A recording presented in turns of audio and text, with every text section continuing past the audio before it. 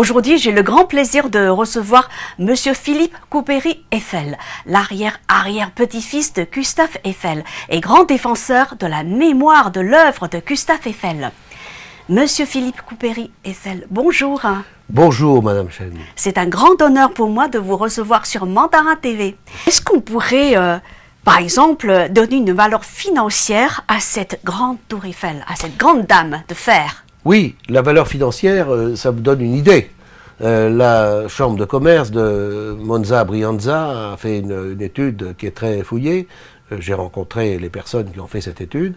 Elle a été estimée à 434 milliards de dollars par rapport à ce qu'elle représente pour le tourisme, pour l'imaginaire, pour les publicités, pour la force qu'elle peut donner, la lumière qu'elle peut apporter pour notre pays d'abord, pour le monde ensuite. Dans notre étude que nous réalisons pour la placer au patrimoine de l'UNESCO, avec le cercle scientifique Pierre Reyer, qui est un cercle d'éminents experts en matière de monuments, en matière d'art, en matière de culture. Ce sont des gens qui travaillent sur l'authentification de tableaux, de maîtres. Je parle de Picasso, je parle aussi bien de Léonard de Vinci, par exemple, ou des sculptures comme celle de Giacometti ou celle de Brancusi, qui sont des très grands sculpteurs, à des cotes importantes. Ils authentifient et ils sont spécialistes, évidemment, de l'Antiquité. On voit que la tour Eiffel descend, et c'est prouvé scientifiquement, c'est prouvé de façon précise dans l'étude que nous allons remettre à l'UNESCO, descend des plus anciennes constructions de l'Antiquité.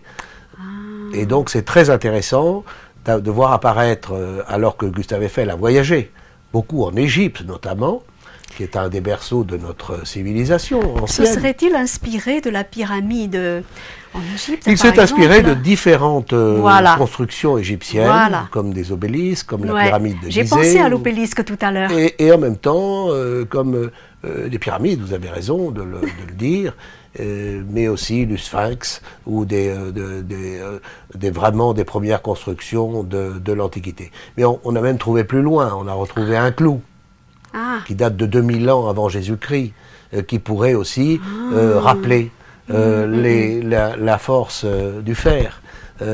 Donc, si vous voulez, la tour Eiffel est un marqueur de cette époque riche en découvertes. Exactement.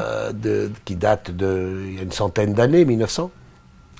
L'invention du téléphone, l'invention de l'ampoule électrique, l'invention du moteur à explosion. Ce sont une époque qui était quand même très riche. Gustave Eiffel a participé à cette...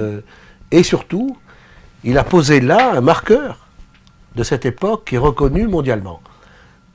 Je dois dire que je suis surpris, toujours étonné, que l'UNESCO n'ait pas reconnu la tour Eiffel comme alors qu'elle représente toutes ses valeurs, les valeurs de partage et les valeurs de paix.